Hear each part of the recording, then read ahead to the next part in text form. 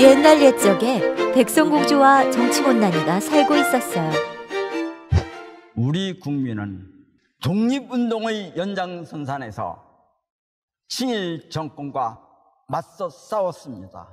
국민들은 친일의 뿌리를 둔 역대 정권을 무너뜨리고 또 무너뜨리고 또다시 무너뜨리고 처절하지만 위대하고 찬란한 투쟁의 반복된 승리로 이렇게 우뚝 선 대한민국을 만들었습니다.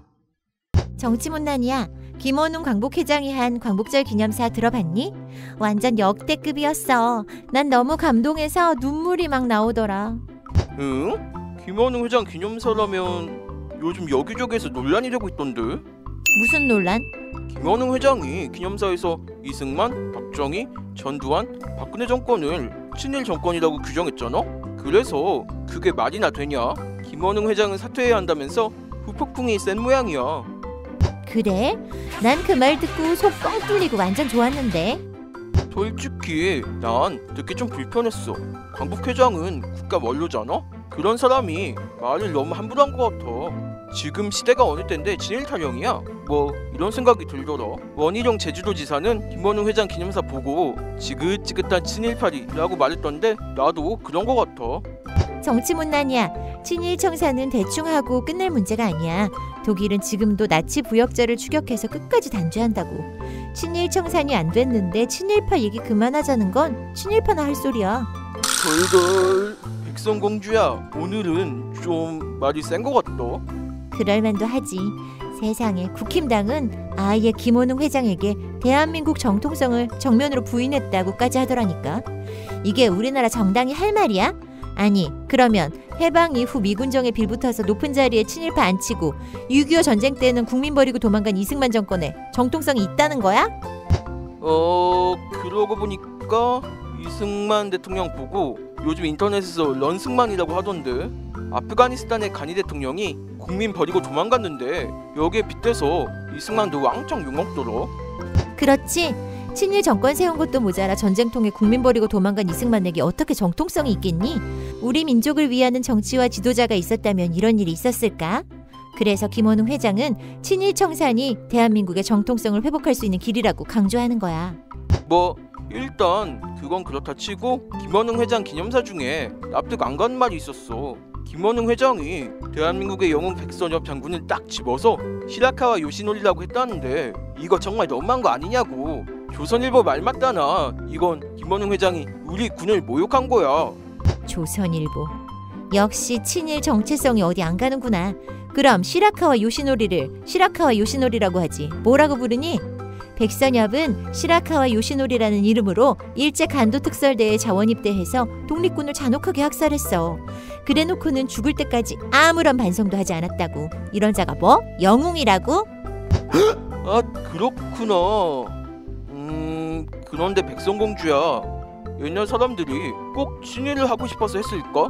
이런 생각이 들어. 영화 암살 마지막 장면을 봐도 이정재가 광복이 될 줄 몰랐으니까 라고 했고, 이런 걸 보면 친일에도 다 이런저런 사정이 있지 않았을까 싶더라고. 친일 얘기를 자꾸 하면 국론이 분열된다고 국힘당이 그러던데. 뭐?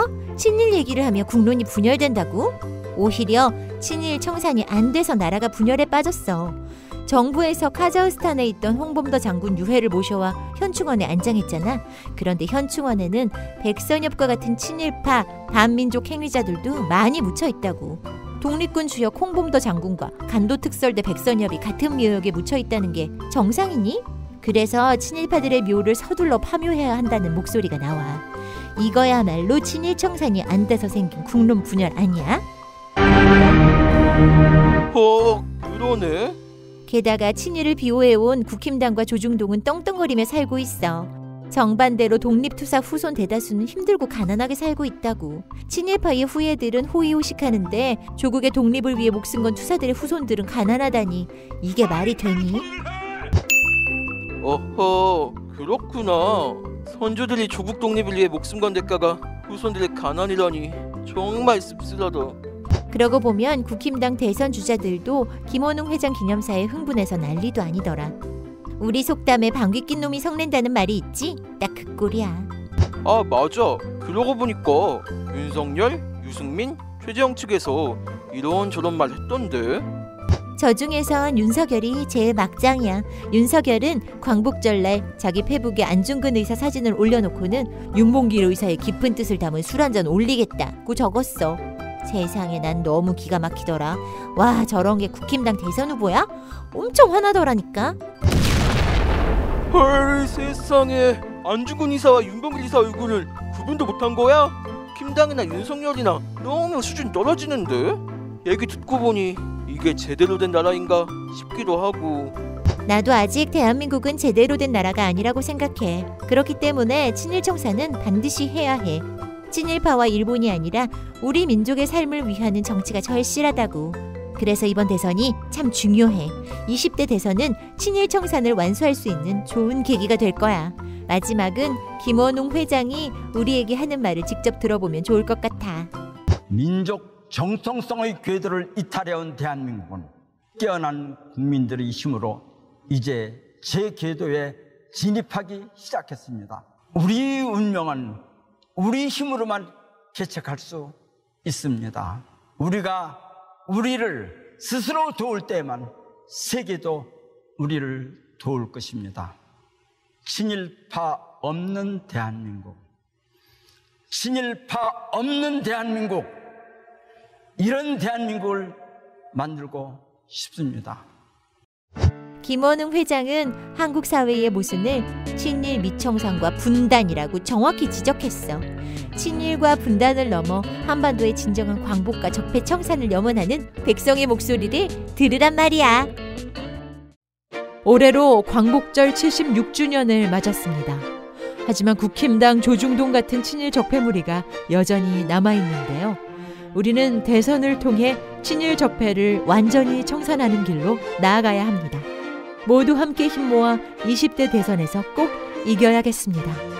백성공주와 정치문난이 이야기는 계속됩니다. 재밌게 보셨다면 좋아요와 구독도 눌러주세요.